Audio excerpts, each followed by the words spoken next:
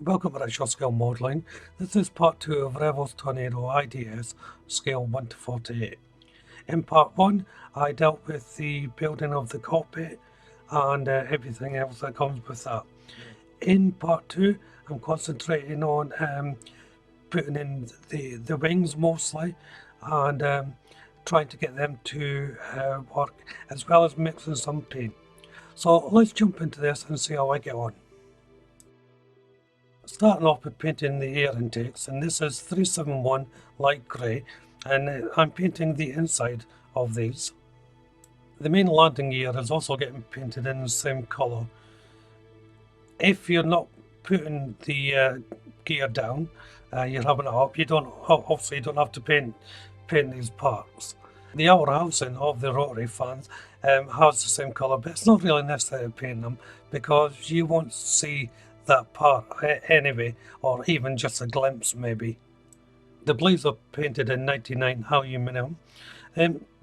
If you shine a torch down the air intake, you'll probably get to see this part, but it goes off at a slight angle inside the model, so it's entirely up to you if you want to build it or not.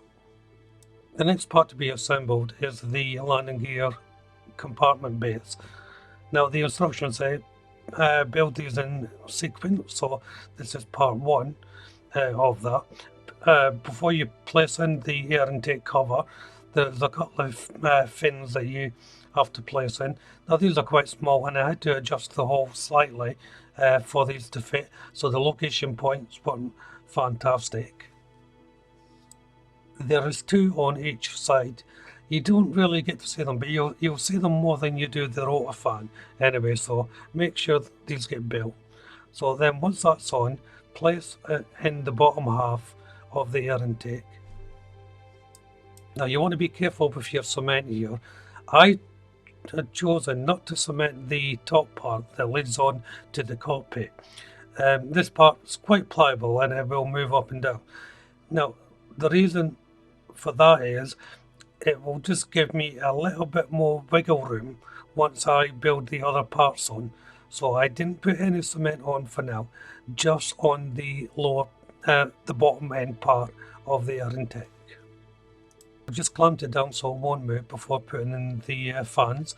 Now the rotary fans, so you should go on before you put the top half on.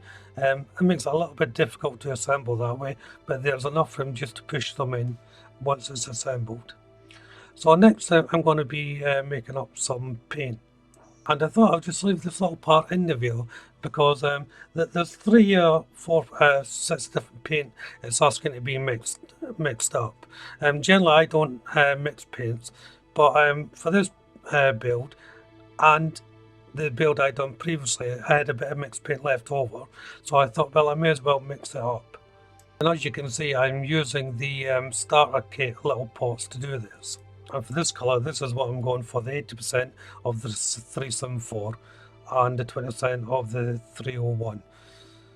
A lot of people don't like mixing paint, so as I said, I'm one of them, but sometimes it's good to give it a go and see how you get on. So I'm using that colour just to paint the back panels where the guns come from. It's easier to do it now than waiting until they're assembled. I'm using Revell Aquacolor 76 light grey, and this is for the inside of the cockpit, where the cockpit capsule is going to be held.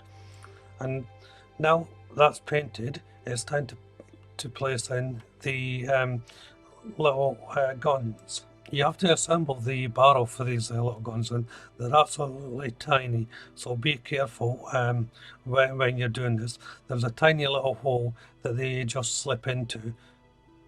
I'll just hold them up there, and I painted the barrel 91 steel, but I may change that colour later on. They are easy to fit in, as you can see the little recess points there, they just hold in quite easily. Be careful, you may push them in too far. I did on one of them and to end up poking it out a little bit, but they should just slot in. I'm using Revell Aquacolor 09 Anthracite Black, and this is for the covering that hangs off of the control panel. This will need sanded down and touch back up again once near the completion of the model. But I do like to paint them in now, just to show me how things are progressing throughout the model. It's a personal choice, you don't really have to do it that way. So now it's time to put the side walls onto the fuselage, and as you can see, that lines up with the front perfectly, no issues whatsoever. And the next part of the fuselage is going in. As you can see, this is the area for the landing gear bay. Again, didn't have any problems so far with this. Let's back to the air intake, and this is the front of the air intake getting painted in Revell Aquacolor 371 light grey. There's also a directional flap that gets painted in this colour as well. However, I'm using 378 dark grey for the leading edge of the air intake. It's better to paint this now and then waiting until it's all assembled. That way you can get your brush in properly to paint the sweeping line. Next to go in is the brackets to hold the wings and for its racket mechanism. Now be very careful here because the instructions are wrong. They are asking for the number, it should go on the opposite side. So just be aware of that. If you've got this kit, have a close look at the pictures and see where they have to go. There's a telltale little knob of plastic on the circular part of this bracket that goes a certain way. Have a look at the picture's correct, but the numbering is wrong.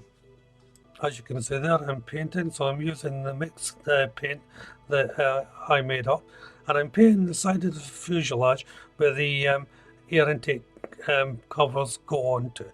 There is a small little gap that will need painted, and if you're not airbrushing and if you're just normal brushing, this will be needing to be painted beforehand because you'll find it very difficult to get your paintbrush in. So once it's all dry, I can start building the air intake up more. So first of all, the side panel goes in. This lines up with the top of the fuselage. There is a small gap there, and that's meant to be there. That's why I pre-painted the part of the fuselage. There's two little clear parts to be painted here, and I mixed up 91 steel 66% and 34 Italian red 44%. So it's like a sort of steely red colour that they're asking for. I would imagine a clear red would do the same job, but like I said, I thought I'd have a go at mixing some more paint. It's onto the wings now, and the first thing you have to do is place in these little brackets. Now these are going to be holding the weapon system in place, but more importantly, they're designed to turn as you move the wings in and out. When you're placing them in, make sure they're all facing the proper way. Make sure they can turn freely as well. So take off any little burrs and so forth before you place them in. I'm also placing in the little clear part that I painted. As you can see, they're minuscule. And now I have to place the wings onto the aircraft. Be careful of your brackets because they're not glued in, they may fall out. Mine's did, so just be aware which one goes where if they do fall out. You may wish to add a little bit of tape just as a placeholder so everything doesn't fall off while you're putting these in. Next to go in is the tension bar and movement bar. I took out the little brackets in the end, and I found it easier to place these on the bar first before placing them onto the wing.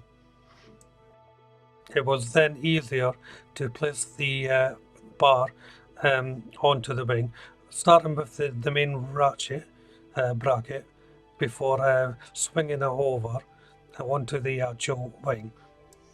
I'm using 374 grey, and this is for the area where the flaps go. Now I'm going to be having my flaps down, but if you have them up, there's no really need to paint this, I don't think.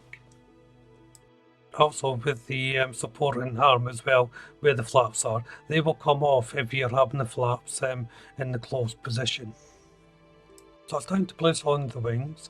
The key here is not to have any of the cement where the mechanism causes the wing to move, so nowhere near the ratchet areas. So just be careful when you place the cement, and you will need a few clamps just to hold it together. Next is the housing that holds the wing. If you're wanting the wings to move in and out, you'll have to remove a section of this part in order for the wings to do it. If you're having them in one position, you won't need to. Next to go on is a little T-bar that holds all the mechanisms in place. The wing houses are getting painted in 76 light grey 80% and 301 white silk 20%. And once they're dry, they just simply sit on the leading edge of the fuselage without any trouble. And obviously now it's time you can see whether the wings can move freely or not. So now this will bring this part to an end. In part 3 I'll carry on with the build, concentrating on the engines and the tail. In the meantime, if you haven't done so already, why don't you check out the channel for my other builds? If you subscribe to the channel, you'll be notified of any updates, including for this build. Hit that like button and of course leave a comment. But for now, thank you all very much for watching. Bye bye.